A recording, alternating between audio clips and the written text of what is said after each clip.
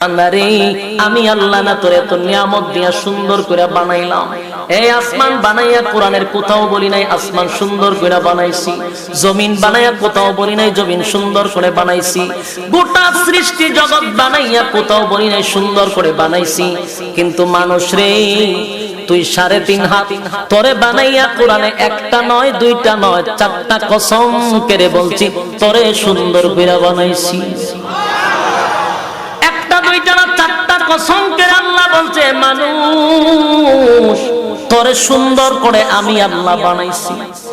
ও তিন ফলের কসম, ও জাইতুন ফলের কসম, ও তুর সিনিনা সিনাই পর্বতের কসম, ও হাযাল বালাদিল আমিন পবিত্র মক্কা নগরীর কসম।